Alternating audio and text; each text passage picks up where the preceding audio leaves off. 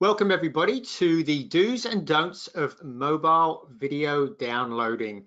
You're probably thinking like I was that mobile video downloading probably isn't that important right now because we're all, or many of us, stuck at home working.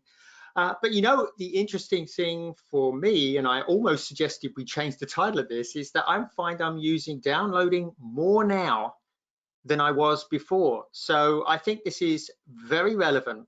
I can also tell you that one of the interesting things is that what the second biggest reason why people use downloads is to avoid buffering, to get a better quality. So I think you'll find that even though we're stuck at home, that people are still using video downloads where they have it available to them. But maybe I'm getting ahead of myself here. The first thing I want to do is I want to introduce our panelists. My name is Colin Dixon. I'm founder and chief analyst at Endscreen Media.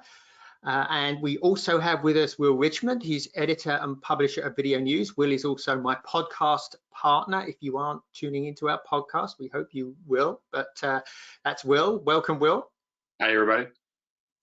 And also joining us is Joshua Presnell. He's Chief Technology Officer of Panthera. Welcome, Josh. And maybe you just want to give people a thumbnail of who Panthera is. Sure. So Panthera is a mobile software startup that's specialized in improving the mobile video consumption experience for quite a few years now. We have major customers across the sort of expected spectrum of the players you'd sort of expect to hear. Great. And Josh is joining us because he can give us a much more practical viewpoint on downloads than Will and I could give. So it's great to have him here. Now, during the podcast, during the webinar, excuse me, you can enter a question anytime you like.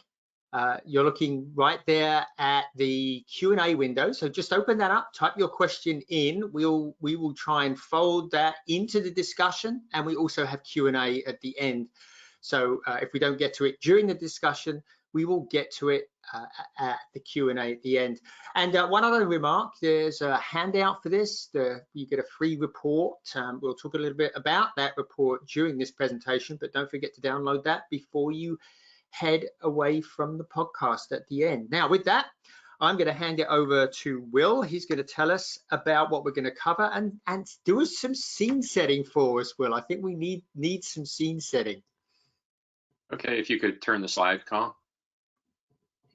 So thanks everybody for joining us today, and hope everybody is staying well with the virus. Certainly, as Colin mentioned, upending everyone's lives these days. So we hope to provide some value to all of you on the topic of mobile video downloading. So our agenda today is to provide a little bit of context first on what is downloading and why is it important.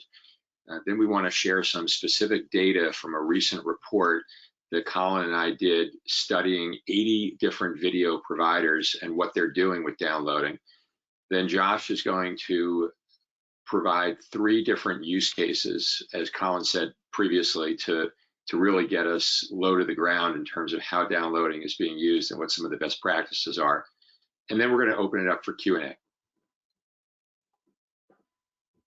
Colin, if you could shift the slide. I can. There you go. So first, let's talk a little bit about why downloading matters. First, and probably most importantly, today when people subscribe to an SVOD service or even an advertising supported service, they expect mobility. So they don't expect that they're only going to be able to watch the video that they desire within their house or even on one particular screen. That's sort of the old days of pay TV where you had a set-top box and only those TVs that were connected with that with a set-top box were where you could watch. Now we all expect service mobility, watch wherever it is that we want to watch and on whatever device. The issue is that connectivity is far from guaranteed today. So if you've ever tried to watch video, stream video to your mobile device, you'll find that you may need to connect with a Wi-Fi hotspot and one may not be available, or if it's available, streaming may not be allowed. Or you may be in a setting where you're moving, whether it's on a train or a plane or a car, and there just is no guaranteed connectivity. So that leads to the viewing experience being very uncertain and also not guaranteed. And again, that compromises what users' expectations increasingly are. So there's really only one way to ensure availability, and that's by downloading video directly to mobile devices and essentially having a TV in your pocket. And that was actually the name of our report that we did that we're going to talk about in more detail throughout this webinar.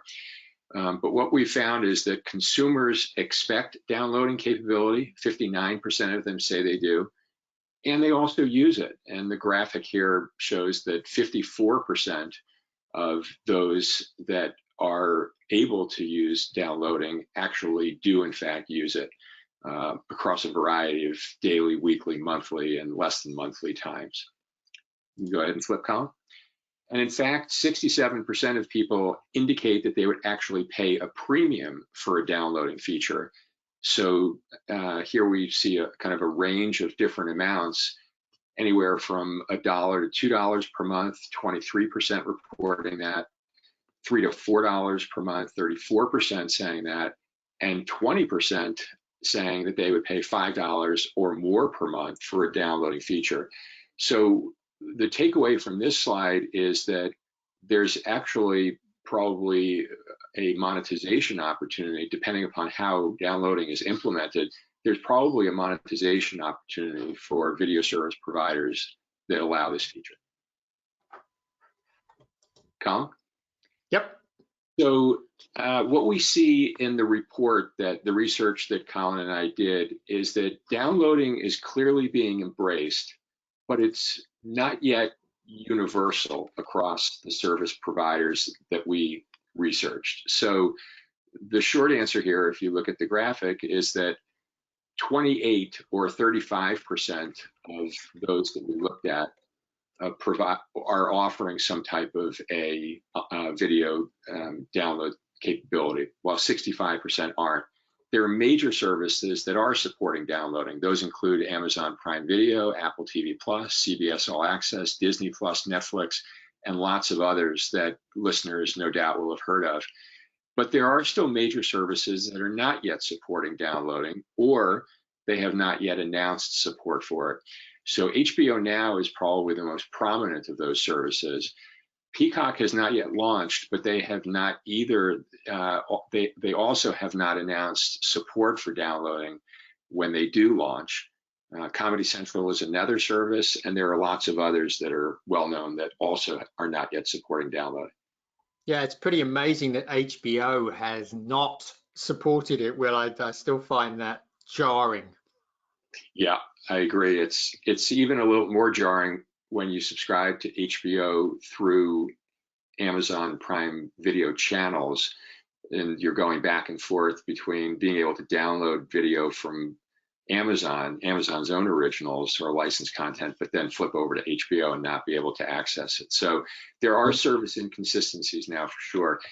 One thing that HBO actually is a slightly more interesting use case too, because the way HBO is structured, you can get HBO downloads in Europe where you can't get HBO downloads in the US. So they've chosen for different strategic reasons to offer downloads in particular geographic regions. Wow. Right. That's interesting. And also we have the HBO Max launch coming up pretty soon. So it'll be an opportunity potentially for them to announce the downloading capability, but they haven't said anything yet. So we'll have to wait and see here in the US. Yep. And then finally, for my set of slides, what we found were that iOS and Android were really the most popular. 86% of the video services that did offer video downloads were focused on those two mobile operating platforms. Only 14% supported just iOS, and none supported just Android. And Josh, I think there's actually a small technical reason why there's a slight bias toward iOS, right? Yeah, so I mean, the reason you'll find this is that iOS offers an extremely basic built-in downloading capability that's just part of the operating system. So it's relatively simple to do a very basic download feature just using the Apple offered tools, whereas Android doesn't have any of that. You essentially have to build anything you want to do with download from the ground up. So it means it's a more complex and difficult thing to build download on Android, but it's possible to do a very simple download on iOS without a lot of work. Now, obviously, the more complicated and more complex features you start adding, the more difficult it becomes, but that's why you'd see a graph that looks kind of like this. Exactly. So, Colin, you want to take it away from here? Yeah, sure. So I think we should get on with the do's and don'ts. That's the title of the webinar, and I'm going to give you a few of the do's and don'ts. Now, what I'm going to do here is as Will mentioned at the start, we basically tested for our report. We tested 80 different services, looking at their download functionality, and we tested across a suite of different tests. I think we did 10 or more tests on each download service to really get a benchmark of where we are. And you'll find lots more about that in the report. So definitely should grab that report. But I wanted to feature 3 things that I think are big differentiators, things that you can do, which I think can really help differentiate your service from the rest. So those are AutoDelete, download over Wi-Fi, restart after failure, very important, as we'll get to, and selectable quality, which is also very important in today's world. So let's get started and let's talk about one of my first do's, which is to support AutoDelete. Now, why does it matter? Well, AutoDelete, I mean, it doesn't sound like a big deal, right? And the basic services don't support it. And in fact, only 3 services support it in all of the services that we tested. But the reason it's so valuable to consumers is it really helps preserve valuable mobile device storage. I don't know about you, but I'm amazed. I think I've got 32 gig on my phone. I cannot believe that it's mostly full all the time. I am terrible at managing that storage. And I think the tools that the phones give you to manage the storage are really poor. So, at the time when you need to figure out, where you're using bandwidth, or where you're using storage, it's very often very difficult to figure out where it is. So providing automatic delete once a show is watched really takes care of that. That way a user can sort of mentally allocate a certain amount of bandwidth to storage of the videos from your service, and let you worry about managing staying within that constraint. Now, there's another thing that this pairs with, which I think is very important, and which would be a big differentiator, and that's subscription download. Now, subscription download is this idea that you can basically say, this show, keep giving me the latest 3 episodes. And the reason I say it pairs really well is when you download the next episode, you delete the previous one. So you keep the same amount of storage allocated on that device during, while the user is downloading and watching that particular show. And by the way, if you think that nobody really wants a subscription download feature, well, it turns out well over 2/3 of users. This is from a survey that Panthera actually did in the US. And they asked people, would you use a subscribe feature for their favorite show? And the answer is an overwhelming yes, they would. So a great way to differentiate yourself is by doing not only auto delete, but also to implement this subscription feature, which I think will be a huge differentiator for your service. And the reason it's huge is, look, only 3 of the services that we tested actually do this: Netflix, CBS All Access, and Sony Funimation, which was pretty shocking. Even Disney Plus, which launched recently, even Disney Plus doesn't do this. And they have a pretty advanced download facility for their users. So anyway, supporting AutoDelete, a big do if you want to differentiate your service. Okay, so let's jump to my second big do, which is to support download over Wi-Fi, but also restart after failure. Now, I mentioned that I already mentioned that consumers are very concerned about, difficult to manage your storage on your device. It's also very difficult to manage the amount of mobile data you're using. And most of us are living with mobile data caps, and some of us are even living with broadband data caps as well. If we can, one of the best ways to help people manage is to allow them to prevent download unless you're connected to Wi-Fi. So that's a great feature, and many of us use that. But I mentioned auto restart. Auto restart is really important here, because when you set something to download, it takes a period of time to come down. Many times I've forgotten that I was downloading, stuck my phone in my pocket and headed out the door. Now, if you don't auto restart when I come back within range of Wi-Fi, then I'm going to be very upset, right? Because when I do eventually decide I want to watch the show, it's not going to be there. So I think auto restart, certainly download over Wi-Fi, is a mandatory feature. Most services, we only found 3 services that didn't support it. Most services do support it, but the auto restart is equally as important, I think, so that when you come back in range, you really restart. And actually this loops with what Josh was saying about iOS devices having very basic support for download. Look, Apple TV Plus, they did absolutely nothing extra. They just used the basic iOS facility. And most of the features that I'm talking about here are not supported by Apple TV Plus because it only uses that very basic iOS facility. Okay, so on to my third do, which is to support selectable quality. Now, I think selectable quality is important for a number of reasons. Certainly the space constraint is a big reason why you might want to support this feature. Now, what you're looking at actually there is a little screenshot of I think this is Amazon Prime Video. And what you can do here is you can basically select from 4 different levels of quality.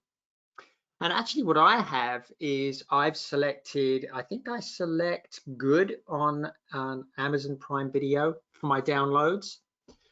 And this has a number of benefits for users. One, it saves a great deal of space on the device, and we've already talked about that. 2, it actually downloads much faster because obviously the file that's coming down is much smaller. And there's a third benefit I just want to mention. As we all work from home, as we're all doing the shelter in place thing, a lot of pressure is being put on mobile and broadband data networks. And I think we should all be thinking about that and reducing our bandwidth usage where we can.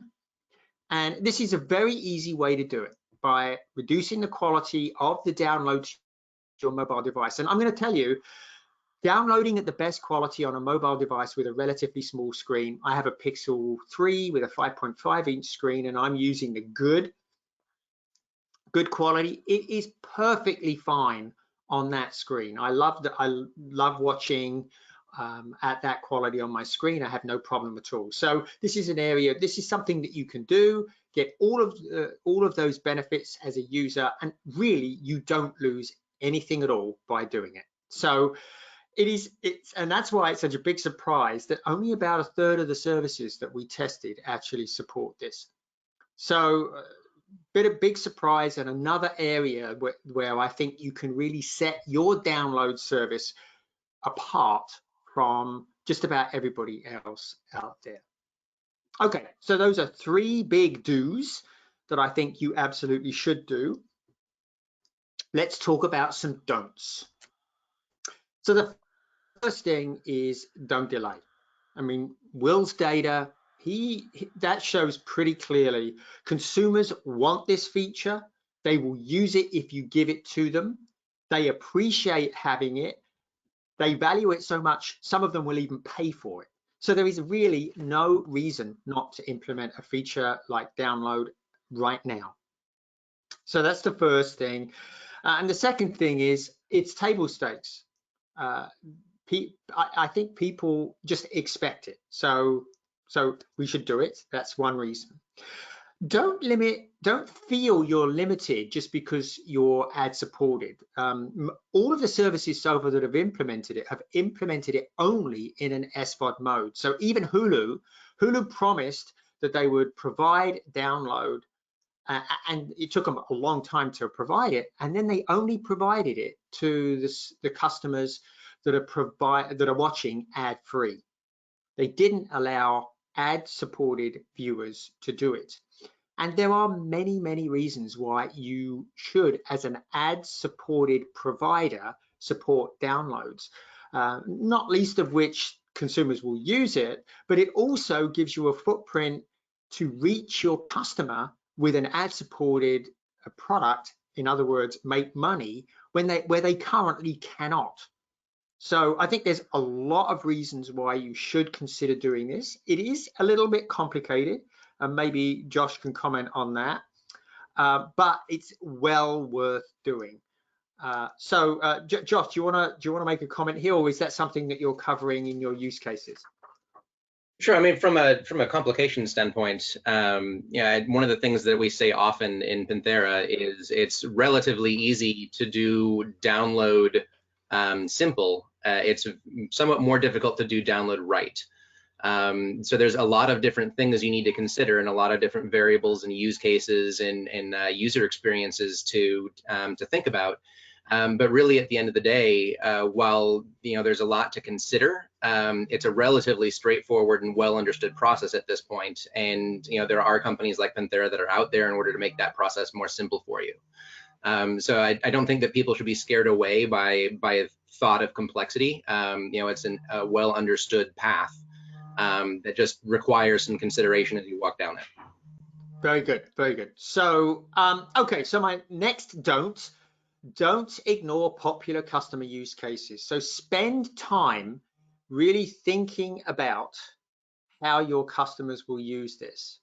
And here's why. There are many different usage cases for downloads. So I'll give you an example. For example, say you're heading out on a trip and you want to fill up your device with videos to watch when you're on the plane and sat in your hotel room. And so you set a bunch of download. Great.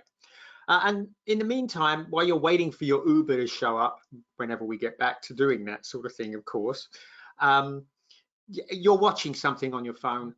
The Uber shows up, and so you need to leave, right? So you haven't finished watching that show, so you add that to your download list, and then you head out the door. Now you are going to be really upset when you get to the other end, or you're sitting in your Uber or something, and the rest of that show hasn't downloaded. So being able to change the priority of the downloads so that one goes first is, I think, a really important feature to support that particular use case. So and there are many such huge use cases. For example, you're chatting with, you've set your phone up so that you only download over Wi-Fi. And you're chatting with a friend at a Starbucks or something, and he says, oh, there's this great show. So you pull out your phone and you want to be able to queue that show in your service and then have it download when you get back in Wi-Fi range. So believe it or not, a lot of the services do not support that if you're set to Wi-Fi only. So you need to think about these use cases. Josh is going to go through some more, and make sure you really you figure out how your customers are going to use it and you support those use cases. Next is don't believe connectivity issues will go away. There's a lot of talk about 5G being the panacea for mobile data. And I got to tell you, they talked about 4G being the same. We still do not have in the United States, despite 4G being 15, 20 years old, we still don't have blanket coverage of 4G everywhere. I still go plenty of places where I can't get mobile data. So don't think the technology of connectivity is going to solve the problem for you. It won't, and it probably never will, and it certainly won't do any time in the very near future. So, And Colin, yeah, go ahead. If I could step in just a little bit on that one. So 5G is one of those really fascinating topics. There's actually like 3 different flavors of 5G that are all considered technically 5G. The vanilla flavor is the one that's going to be seeing the most rollout, and it'll give us some improvements in speed, a lot more improvements on latency. So it'll be good overall for streaming, but not nearly the advantage that the promise of 5G was. The chocolate 5G is the one that everyone was excited about. That's going to be really, really fast, but that has a limitation of going only really, really short distances. So we're not going to see that in a lot of different places. Mostly we're going to see a very small vanilla step increase in terms of what we'll be able to do.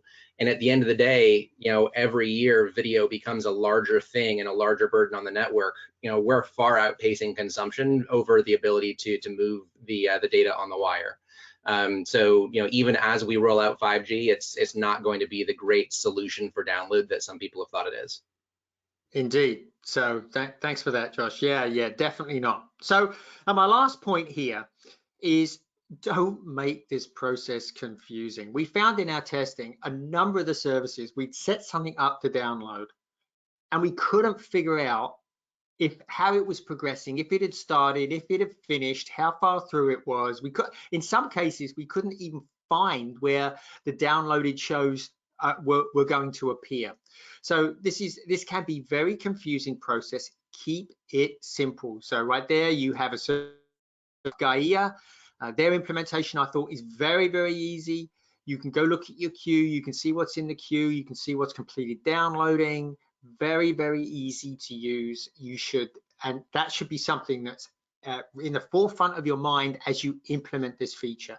Make it, even though you can do the advanced features, and you should do the advanced features, always think about keeping it as simple as possible for your users. Okay, so that's the do's and the don'ts. I think you've heard enough from me. It's time we heard about some use cases. So I'm going to hand it over to Josh. Thank you, Colin. So just kind of going through some places where people have historically gotten it right, some places where people have historically gotten it wrong. Wanted to take our first trip down memory lane to one of the first implementers of download as an accepted feature, Netflix. One of the things that they sort of had a bit of a mistake on initially when they were working with download is they fell into the trap of forgetting about permissions handling and how different user experiences with download might complicate business rules. So the particular case Netflix was working with is they had a contract requirement that said they had to limit the total number of downloads of any one video per year to 3 times. So a user can download it, consume it, have it until it expires. They can go and they download that same asset again. They can do that 3 times and then not allowed to have it anymore. Well, what they didn't think about was that when they incremented the download counter was when the user hit the download button. But what happens when I hit errors or I walk out of Wi-Fi range or I have something that pauses or stops that download from finishing? Well, what we learned is that if that happens, and I had it happen frequently when Netflix first launched download, is you're not allowed to ever actually view the downloaded content because Netflix has decided you got it 3 times, even though you never successfully downloaded it. So the lesson to be learned here is that there's a lot of things that play into the overall user experience, and you have to think about how that's going to work in a mobile environment to properly give your users access to the content that they really, really want to enjoy. God, I can't tell you the number of times I've bumped into that download limit. It drives me crazy. Okay, so let's use case number 2. Use case number 2. This actually goes back to 2015. Believe it or not, Amazon has had the ability to download video for a very long time. although it was primarily supported on their Kindle Fire devices, where they were working really hard to push these devices as media consumption services. So back when Amazon introduced the Kindle Fire 2, it came with a new feature they called On Deck, which was an automatic download feature long before Netflix released Smart Download. Now, what this system did is it used recommendations and artificial intelligence to figure out what it thought you might want to watch, and it would just fill up your device with all that content for you, so that whenever you wanted to go and play it, and maybe you'd have to pay for it in order to be able to play it, they would have it there on your device ready to consume both online and offline. Now, the problem here is that Amazon thought it was going to be such a great feature. They turned this on by default with no kind of system limits. And users quickly worked out that they were filling up their devices and not able to use that storage. Even though Amazon had said that once you bumped up and tried to use that storage, the device would automatically clear the video off to make room for it, it didn't work out quite that way. And so the disrespect for device resources led to a lot of upset users, a lot of forum posts, and a lot of people trying to figure out how to turn off a feature that Amazon really wanted to provide quality to their users. So the key lesson here is use business rules to avoid downloading when you shouldn't. Respect the cellular plans, battery levels, automatically remove downloads using expiry after they've been played in useful ways to make sure that you're not abusing what is a very precious resource on a user's mobile device. So is that complicated because of all of the different devices that somebody runs on, Josh? That sounds like it could be problematic if you're implementing on iOS and Android and Roku and all sorts of other things. Is that sure? And it can get even weirder when you're dealing with Android devices that have external storage, and combining that with potentially contract requirements that vary amongst providers as to what DRM can and can't be used on external storage, whether assets can even be downloaded to external storage, where a lot of the extra space on Android devices actually resides. So a lot of the download solutions you'll see out there will not allow videos to be saved into that external storage space, whereas in some cases we're allowed to do this. And then on iOS you have a similar problem in that there's a much wider range of available storage, whereas on Android you tend to find smaller devices are more prevalent in the market. That makes for some interesting business rules. So in a lot of cases, it's not enough to just say I can only download to 32 gigabytes of space. Well, what if I'm on a device that only has a 16 gigabyte drive? So having an upper limit that also respects don't ever write to the last 5 megabytes of store or 5 gigabytes of storage is also a useful business rule to use in order to respect the customer's devices. Very good. Okay, so let's go to use case 3. So we talked to a couple of things that are probably a not good idea in terms of historical lessons learned. This is actually a positive, again, calling out Netflix, who tends to be a bit of an innovator in the space. So as far as we've seen, Netflix is the only provider offering an automatic download feature currently called Smart Download. It was initially released to much acclaim on iOS and soon followed on Android. And the way they drive the downloads is based on the user's own usage patterns. The interesting thing here is because Netflix generally drops all of their content all at once so that their customers can binge watch it, what they can do from an automatic download perspective is to follow the user's behavior of, well, I've downloaded 3 episodes of this. When I watch and delete the first one, I'm going to just go ahead and download the one next in line. So I always maintain 3 episodes that are downloaded waiting in line behind. This is useful when you have a catalog that's all presented up front, but it becomes more challenging when you have a catalog that's released little bits at a time, like most cable providers do. So the lesson learned here is that opt-in automatic download is a very powerful and differentiating feature. It's been very, very well received by the community and by the folks who use it on Netflix.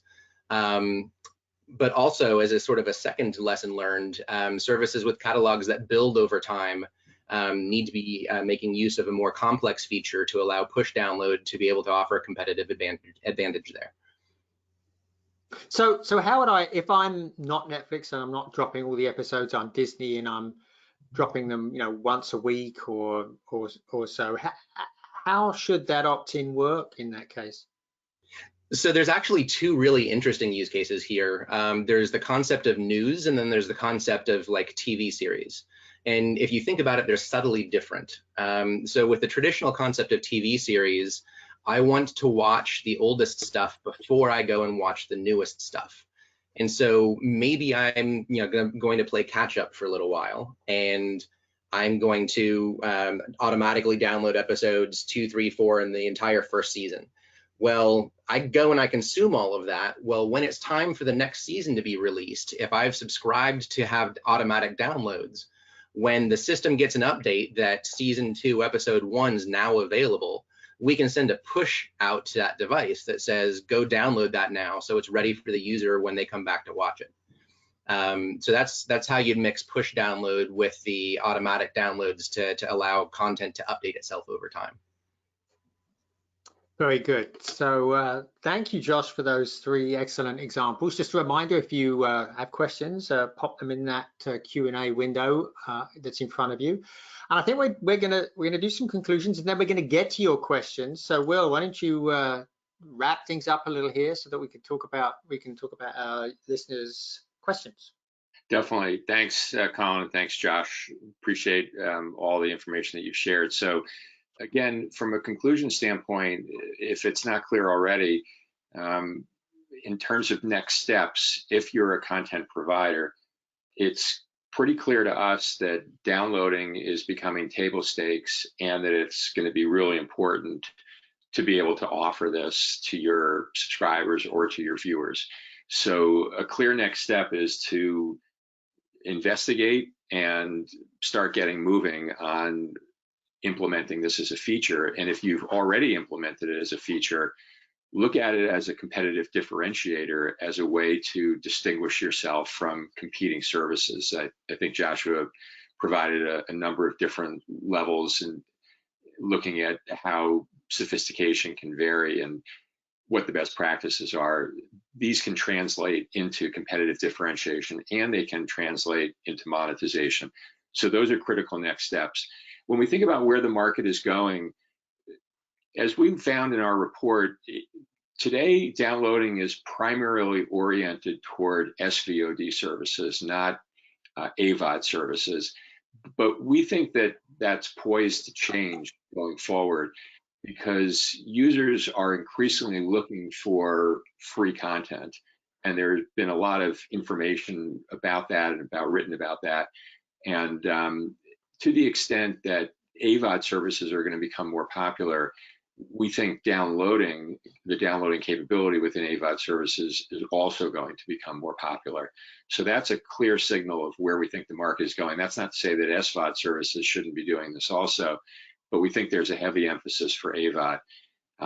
In terms of resources, there's a lot of good stuff out there. We certainly point you to the research that we did. That's the link there just below to be able to download the report. We think it's the first really comprehensive study that's been done of the biggest players in the market and how they're handling downloading, and also what some of the key features are, the best practices are, and who's really capitalizing on that right now. So in terms of really getting a full industry overview of where downloading stands today, I'd highly recommend the report. But there are lots of other resources out there as well. There's been a fair amount written about downloading. Panthera has issued a lot of interesting research, both domestically and internationally, about what different services are doing these days, and also where consumer behavior is. So with that, I think, Colin, we're going to wrap up the formal part of our webinar for today, and now open it up for audience Q&A, right? You bet we are. And so just a reminder, enter your questions right there. And I think, well, one of the things that has definitely caught our listeners' ear the AVOD issues. So I wonder, maybe we could start with you here, Josh, and you can tell us a little bit more about the unique challenges of doing AVOD. Sure. So AVOD is a very, very interesting animal, especially when it comes to the concept of download. And that's primarily because the way the advertising industry is set up to measure the consumption of advertising and therefore the when people get paid for the ad. So the way this works is there's these URLs that are called beacons that come with the video. And normally during streaming playback, as you play the ad, the player then triggers those beacons, which tells the ad server that someone should get paid for it. Well, when you're doing an offline download, and I've downloaded the content to a device, and that may or may not be played back for potentially weeks, the advertising systems aren't set up to properly be able to take those beacons back so far into the future. And so the trick there is being able to refresh advertisements over time so that it's not the advertising that you downloaded that you necessarily have to play when you play back the download. So we maintain a consistent cache of advertising that's ready to be played with the download that keeps the beacons a little more fresh so that they can be sent to the advertisers and people still get paid for the advertisements.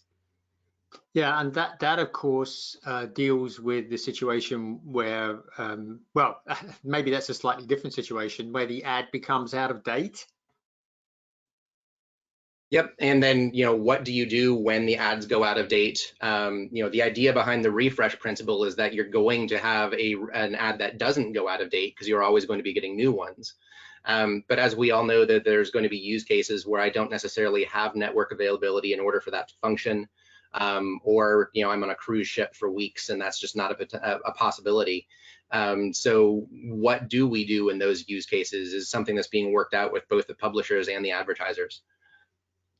Yuck, cruise ships. That's a kind of scary concept at the moment. Anyway, let's get on with the next question. So the question is, what are your thoughts on the impact of content providers have on services making downloading available? Who wants to kick off on this one? Well, Colin, I can respond a little bit on that one. I think that we shared some data earlier that showed what percentage, more than half of people who are able to access downloading are doing so, and that there are expressions of interest by respondents that they'd actually pay more for a downloading feature. So from my perspective, I think that the impact is pretty clear, that it makes a service more competitive and potentially more profitable down the road, and that this downloading capability is increasingly becoming table stakes as the biggest video services in the industry not only adopt it, but they also tout it. So for instance, when Disney Plus did their launch announcement, the downloading capability was a marquee part of their product presentation that day. They were very proud of the downloading capability and spent a lot of time talking about it at the presentation. So to the extent that big, well-known players are making downloading table stakes, I think it's a signal to everybody else that they need to stay at least at parity, if not innovate further and try to achieve some competitive differentiation. Yeah, Josh, you hinted in your use cases about some of the complexity. Some of the things I picked up on that you mentioned were things like content providers providing restrictions on location, where you can store, whether it's on an SD card or only in the device memory, the number of times something can be downloaded, and the length of time that it can remain downloaded. I have to admit, I bumped into, I think, every single one of these restrictions and found each time how irritating they can be. So are content providers loosening up these restrictions or not? Are we still seeing all of these restrictions in the contracts, and that's forcing more complexity onto things? Well, I mean, I think it's more to say the content owners are the ones that are holding on to these. You know, in Right. general, the best practices have always been, from a content provider's perspective, is don't give them any restrictions. You know, you don't want people to have problems accessing their content. That's what they're paying for. But as we all know, whenever lawyers get involved, you get some really interesting requirements that come down the pike. And there's, you know, dozens more that we support that weren't in that list. Things like you can only have 3 devices on your account enabled for download at any given time, and you can only change whether a device is enabled or not for download once every 30 days is an example of another one. And those kinds of things become, you know, pervasive in different kinds of requirements with different download providers, different content owners. It all depends on who's negotiating the contracts for the content. Indeed. Okay, so let's move on. Another question. What do you think the primary reasons are for the companies that have not yet added download to their mobile apps? What is their hesitation based on? Ooh, well, I personally think that one's going to be extremely based on the individual company you're talking about. I can say that the general perspective of HBO in the US, for instance, is that they are primarily focused on the premium consumer who's sitting on a couch with a 65-inch HD screen as their primary audience member. And they don't feel that the mobile audience is necessarily one that's going to be a driver for them. Whereas HBO in Europe has the different perspective that there's a very driving demand for download, and that's something that they needed to offer. So I think it's a business perspective in some cases that is driving, you know, who is our primary audience that we're committed to. And there's others. I'm sure I'll let some of you others have a chance to answer as well.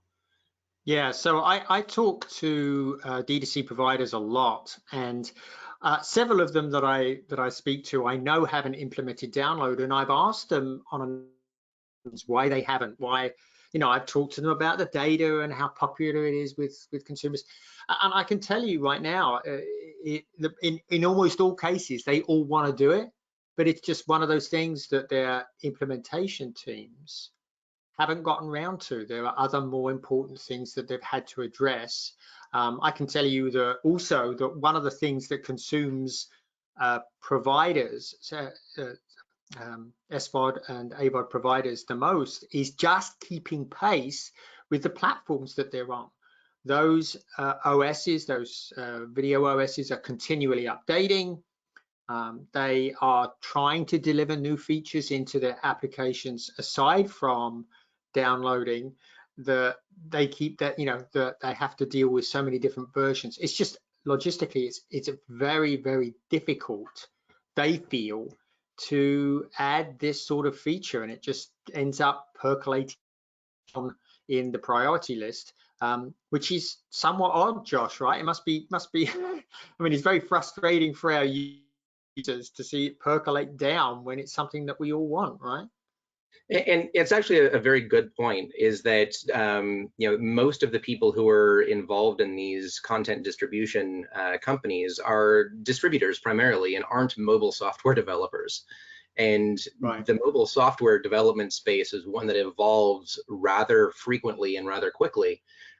So to provide a good mobile software experience and a continually you know, market driven application that's meeting your customers' expectations, you need to be working on them constantly. And so prioritization of features then becomes a very tricky thing to do. And that's one of the reasons why you might want to come and, you know, consider working with a partner like Panthera for the features for download, because, you know, you're offloading the upkeep of that constantly evolving mobile feature to someone who's your partner in that process. But it is a lot to keep up with. And Colin, Right.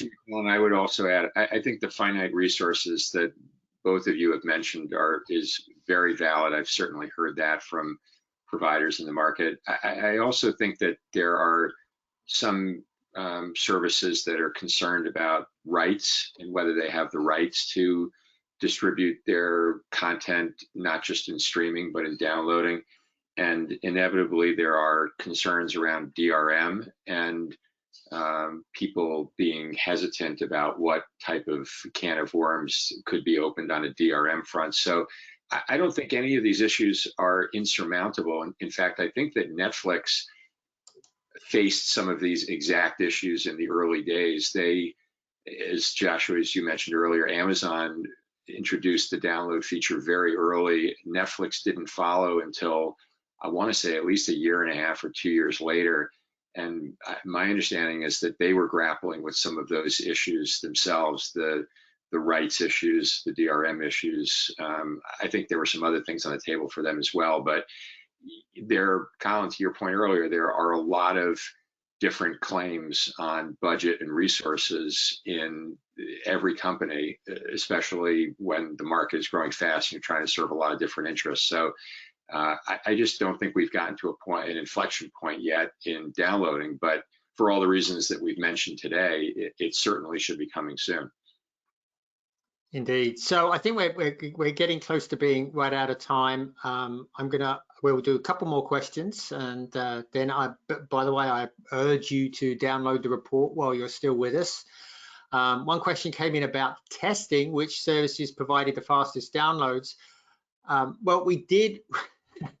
So I can tell you we didn't test the download speed, and the reason we didn't test the download speed is simple. The variability, it was just too variable. There were too many variables there. So quality of the connection that we were on, and when we were doing the testing, the time of day, that it would change during the day. So that would vary things. And the device itself we were using, that would vary things. So there were just too many variables. So we ended up not testing which service, the fastest speeds for download, because we didn't feel like we could give a definitive measure of that. So I think we'll take one more. What do you think is, well, we already did that one. I should have marked that one. With regards to selectable quality, do you believe users can tell the difference between the quality level on a phone? So I sort of talked about that, but Josh, maybe you're dealing with this on a daily basis from a very technical viewpoint. Do you agree with what I was saying about the fact that it really is very difficult on a smaller screen to tell the difference between HD and SD? And I think how you handle that? I think it depends a lot on the exact compression settings you're using and what algorithms are being used for the compression. The difference between like 720 SD and 1080p HD is something that if you're used to going back and forth, you can see it. But it's kind of like, talking about the sound quality back in the audiophile days and people arguing about whether this or that format of MP3 or ORG file gave you the best audio experience. At the end of the day, the reason that people offer options is because there are some of us who are really, really good at identifying, differences in black levels, and we want to see the higher quality video, and we can tell, or at least we think we can tell. And then there are those who don't care and will be okay on a standard or a default setting that's lower, and that's perfectly fine. Very good. Will, have you been using different quality levels on your devices? What do you think? I would definitely agree with Joshua. I don't think it's monolithic. Everyone has their own degrees of preferences and tolerances. I consume a lot of video on my iPad, and one thing I've noticed is that, to the extent that it's a program that includes a lot of darker or lower lit scenes, the quality seems to me to matter even less, because it's just harder for the human eye to be able to see the distinctions between quality level in lower light situations. So I tend to believe that it's less of an issue. Lower quality overall is probably acceptable to more people than that. Very good, and I think we're just about out of time. So thank you, Will, thank you, Josh, for your good thoughts. Audience, we will send you'll get an email after the webinar, and that will include the presentation that you've seen today. It will give you the ability to download the report if you haven't already. And we'll get back to any other questions. We'll get back to those questioners directly that we haven't addressed in the podcast or in the webinar already. So thank you, everybody, for your time, and we will see you again soon. Thanks, everybody.